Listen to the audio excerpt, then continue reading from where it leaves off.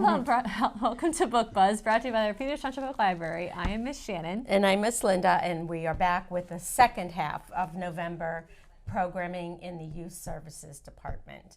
And that second half, just kind of going right down into Thanksgiving, is actually my favorite holiday. Yes, we've said that because it's less stress than the Christmas season. Yeah, Christmas. Eat. Yeah, all I do is worry about food. I like it. Yeah. And I think it's one of the easiest meals to cook. I think Thanksgiving is easy. I will never in my life cook a turkey, so Really? kudos to you. Why is that? The gizzard Oh, well. and the giblets. Yeah, get someone to take it out for you. Nope.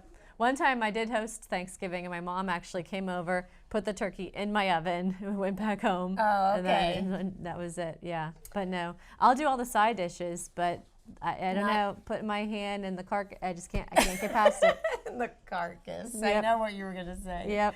Okay. Well, since we're on food, what I feel like my Thanksgiving turkey would turn out like the turkey in the Christmas Vacation, where they Oh, and it just goes. You start choking on it, on the smoke. What's your favorite thing? Well, first for of all, what's your Thanksgiving? Yeah, to eat. to eat pumpkin pie, but also like the sweet potato casserole with the marshmallows on top. That's how we make it. Okay. Yeah, I've heard a lot of people that make it with the marshmallows on top, and I make the sweet potato casserole. I like it too, but I have not tried it with marshmallows on top. Yeah, I've it's had good. it, but I just, it's not on my recipe. Yeah. So I like it too, and I agree with you. Pumpkin pie, whipped cream or no whipped cream? Definitely whipped cream. And sometimes they even had the pumpkin flavor whipped cream, which adds a little extra. No, sir. I don't think I ever noticed that. It's a good one. Is it? They have pumpkin flavored everything now. Pumpkin flavor is That's like a thing. true. That's true. It's Why trendy. should I even doubt that? Yeah. Okay, so. What about you? What's What? your favorite side Thanksgiving Food? dish?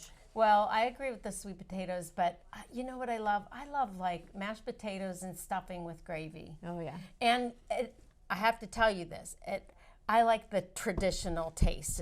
Yeah. You know, like traditional, like Yeah. don't start putting weird things in it. People, no offense to anybody out there that does. Okay, well then let's go with this. Cranberry sauce. Should it have lines from the can, or does it have real berries in it? Okay, what do you want to know what I grew up with? I grew up with the lines from the can. Same. Still think it's the best. And now we make it fresh, but I'm used to that too. Isn't Yep. it the weirdest thing? Yep. And people go, that's not, I know, that's how I grew up. Yeah.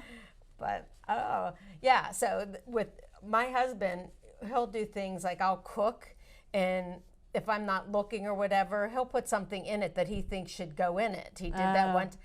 Or he'll decide that I'll make the stuffing, and he'll put like some weird seasoning, or it'll be hot and sweet and sour or something. Sweet and sour stuffing. No, I don't, I mean, Oh. he just does all this weird stuff. I like traditional sage Yeah. stuffing. Don't do anything to it. Nice gravy, mashed potatoes, and pumpkin pie. And I'm actually not a big turkey Me person. neither. I could take the sides over the turkey Yeah, itself. me too. Definitely. I eat all the sides. Green bean casserole. Yep, we do that. My mom makes a broccoli and cheese casserole with Ritz crackers on top. Oh, I bet that's good. That's a good one.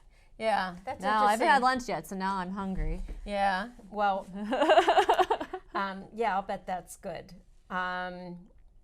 So, all right, we've talked about food traditions. Do you have, what would be your holiday or your Thanksgiving tradition? I love watching the parade. I knew you were going to say that because that's my favorite thing too. And I read, and this book you have, I read this every year with my outreach, and I talk about it. I love this book. And so many kids, when I go to the outreach, have no idea what I'm talking about when I talk about the Macy's parade. Really? And I think because like cable is different and streaming services are different and like families are just different, people don't watch the parade anymore. And that makes me really sad. That was always part of our morning on Oh Thanksgiving. my gosh, yes. Yeah. Oh, and it still is Me too. too. And you ask my kids are grown and out of the house, but they will tell you, I always had it on. And I agree with you. I think that the times with all the streaming and the different things that they're just kind of, kids are off doing and watching what they want to watch. Yeah. Even if mom is watching the parade. Yeah, but even some kids were like, they didn't know what I was talking about, or they said their family doesn't watch it. I even know adults that don't even know about Really? it. And it's just, that's weird to me. Oh. I don't know. It was, like I said, that is my Thanksgiving tradition, was watching the parade. Balloons Over Broadway. Yep, it talks exactly the true story of the puppeteer of Macy's parade. This And book is brought- really cool. Here, hold that one. And I brought this one because we even have it in a Wonder Book. Yep. So the Wonder Book is where you can play it.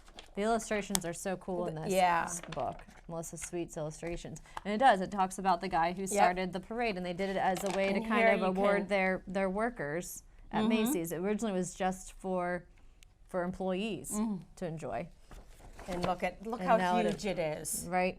Oh my gosh. And how they handled all the puppets and the balloons and stuff. And I used to get excited. I mean, I loved watching this Macy's Day Parade so much that I used to get really excited at the end when you saw Santa. We knew Christmas season was starting once That Santa was made his it. way down. Yep. Once Santa's Thanksgiving made, is yep. over. Santa's in town. Yep. Yep. Miracle on 34th Street, also good. Oh, I love that movie. I love that movie. Do you like the original or Both. remade? Both. Do you? I like the original better, but I think the remade is pretty good too. Yeah, I had the remade growing up because that was like made during my generation, but I do enjoy both. What generation would that have been? The 90s. Okay. I think the remake was around 94, and that would have Was been, it? I would have been, yeah, right at that age. Okay. Okay, I get it. All right. But they're both great. Yep. Nice tradition. We can, Yes, Yeah. very good tradition. All right, so moving on. Speaking of traditions, this has become a tradition in the library. know. I think we've done it now for 4-ish years. That sounds maybe about more. right. Yeah, because we even did it during COVID, because we were open, and so we had like we had like people coming at certain times. So it Yeah. is mini golf in the library. So Saturday, November 18th. There's a golf ball, so thank you're you. ready. We have going out throughout the entire library, both floors. We will have up to 18 holes, and they are all designed by library staff. Are you making a Golf club? I didn't think to bring you a club. That's all right.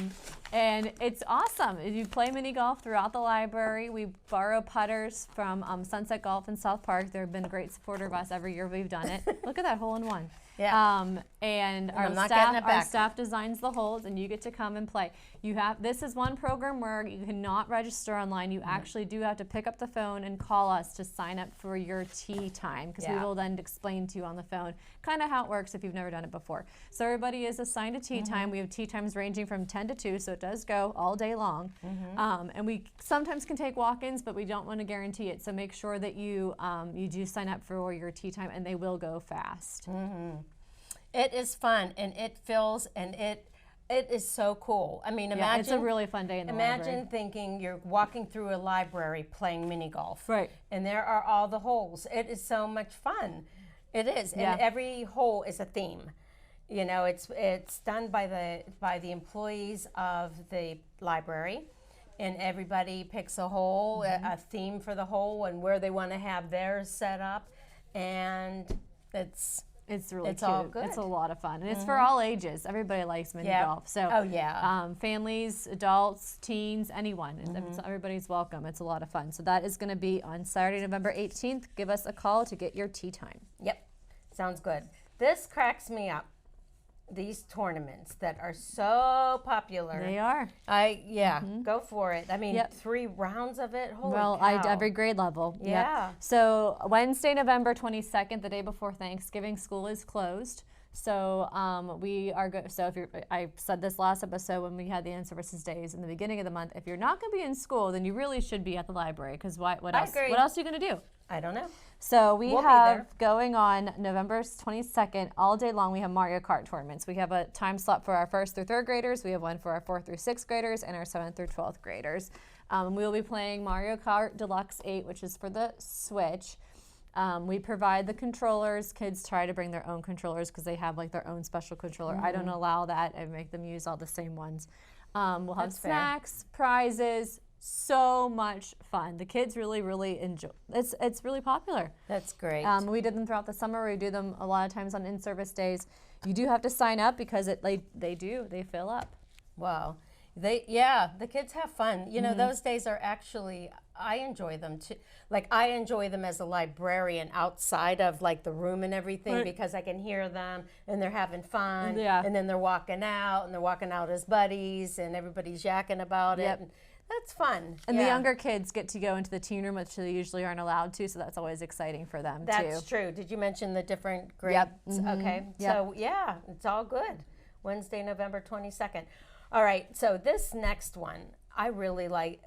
This is cool. This is like one day you're off of work. Like I'm off on that Saturday. Mm-hmm. And then I know that when I come in on that Monday, we've changed themes. Yep. It is cool. It is cool. It's you like, know what I mean? Yep. Mm-hmm. You just the one magic minute of the library. One minute your Thanksgiving, the next minute your Christmas, and that's exactly what happens. Well, thanks to Miss Beth, she does a teen decorate and dine holiday. So we get the teens come in and volunteer, which volunteer get your hours, yep. volunteer hours, and come in and help decorate the library for the holiday.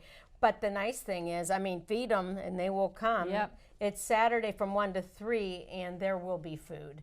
And I hear that they have a lot of fun. And every time that we've done it and we've walked in, They like do no great matter work, if it yeah. was summer reading or a holiday, it's always fun. Yeah. I mean, it just, wow, they work hard and it looks great. She has them design like window themes for our windows will be all decorated, and it's really cute. She has Yeah. some good ideas what they're going to make this. They make stuff. Yeah. Yeah. I see. I love it. I do you know, too. then everybody feels like a part of it, you know, Yeah. that they've participated in that and pulling it all together. No, it's a lot of fun. Makes us look good. Yeah, there you go. I'll take no credit for that. Okay. Yeah, it's a lot of fun. Let's get All on right, to so some let's books. talk We've got about lots of books and lots of time to talk about it. Yes. So before we do that, I do want to Yeah. mention one bonus program. Oh, that's right. So we have, this was kind of a last minute plan. So years ago, there used to be a big gingerbread house making event as part of our township light up night. That has since shifted and gone into doing different things, and it's really great. We highly recommend you guys come to light up night. It's going to be on the first Friday of December this year. And it's held at, it's actually not even called Light Up Night anymore. It's like a holiday kickoff. It's going to be at the rec center, but we will be there. Library staff will be there. It's a lot of fun.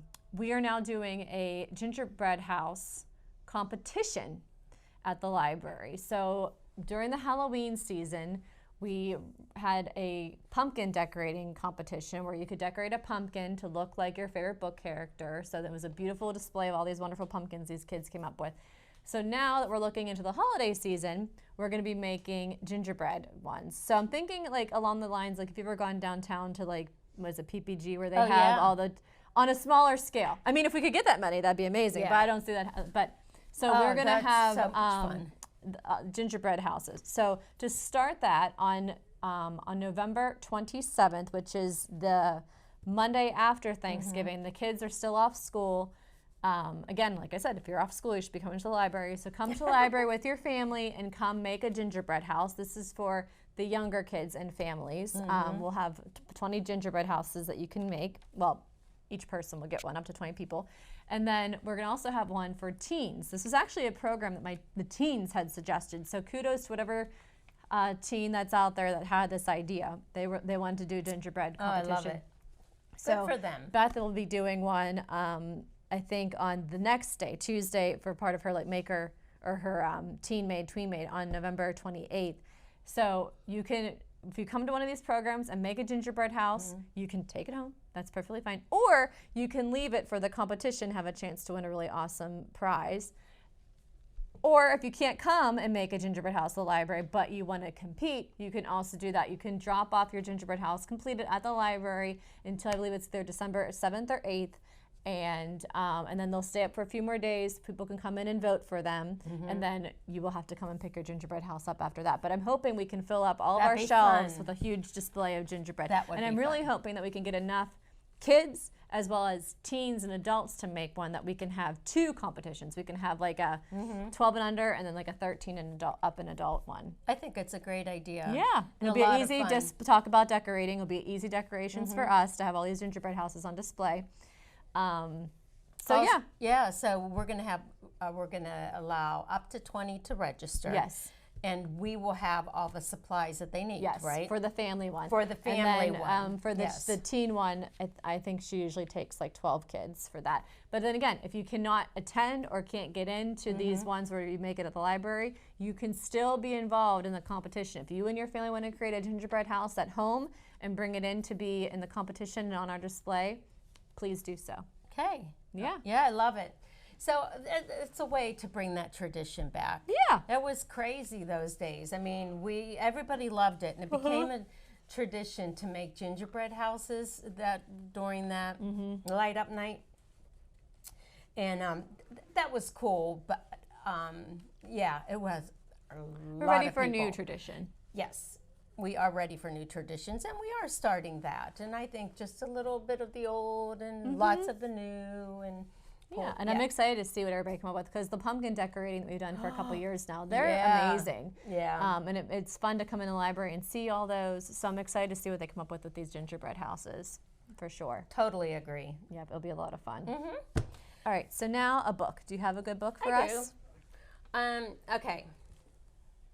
This is to help you get ready for your turkey dinner. Okay. How But I to won't catch make a turkey. You want what? I won't make it. Okay. Oh, that's right. You're not going to make it because you don't like the gizzards. And all that stuff. But your mother is in town and she'll make it. Maybe. Yeah, somebody will. Okay. It won't be me. All right, Adam Wallace. These are funny. These. They fly off the shelves, these how to catch They do. There's like how to catch a leprechaun, how to catch a mermaid. Yeah, there's all kinds of how to catch books, and they're hilarious. And it's always tricky, and the turkey, and as an example, in how to catch a turkey gets kind of. Should I do spoiler alert? I mean, I think it's okay. Yeah. You think it's all right on this one? No matter what they do and how clever they think they're being to get the turkey, I'm just going to skip to the end. Turkey outsmarts them. Yep, turkey outsmarts them, and then they wish everybody a happy Thanksgiving. But on the way, it's hilarious. All the things that the turkey goes through and the kids go through to try to catch it. Yeah. So, Cute. Those are fun books. yes, what I brought for Thanksgiving books are old ones that I think are fun to just pull back out and read and have a good time. Nothing better than tried and true. Yep. So one thing we're doing in the YA area of the library, the teen area of the library, is we really started to develop a teen-specific nonfiction section. So when we previously were thinking about our teen room and our teen space, all the books there were fictional stories, which are great. I love YA fic. It's my favorite genre. But there's so many great nonfiction books out there that are geared towards teens. So we decided to really develop that. So we got some new ones in recently that I wanted to share. This one, it kind of ties along with what you were saying in the last episode with our gratitude for the kids. This is mindfulness. So exercises to feel calm, stay focused, and be your best self. Mindfulness for teens in 10 minutes a day. So this is a beautiful book that talks to you about how to be calm, different things you can do. Just to kind of, and you know what? I think teens, out of everybody, like, they need this the most. I agree. You know what? As you were saying that, that's exactly what I was thinking. It's tough. Yeah. I think it's, for sure. So Teens this need is to in chill. our nonfiction section for teens, which is as soon as you walk back to where the teen room is, we have like some lower blue shelving. That's where our nonfiction collection lives for teens. with really, really nice Really books awesome for books. teens that you would like. Do you want to talk Sure, about I'll the pull other up one? This one kind of goes with That's Thanksgiving good. too. This is a cookbook, the baking cookbook for teens. 75 delicious recipes for sweet and savory treats. So we have several cookbooks back in the teen room that are for teens in our nonfiction section. So, now that we're getting ready for the holidays, you can, learn to cook something yourself. You'll be off of school for a few days. Surprise your families by making, the dessert or something like that. So really good. Oh man, really good. Raspberry meltaways. Look at that. Yum. So I love the pictures. I'd be like, I don't want to make it if it doesn't have a picture. Well, also Pumpkin spice breakfast bread pudding. That sounds good.